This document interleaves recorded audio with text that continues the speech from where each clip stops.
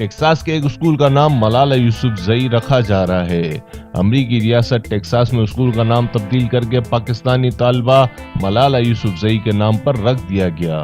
इंतजामिया ने टेक्सास के दी एलिमेंट्री स्कूल 51 का नाम तब्दील करके मलाला यूसुफजई स्कूल रखा है।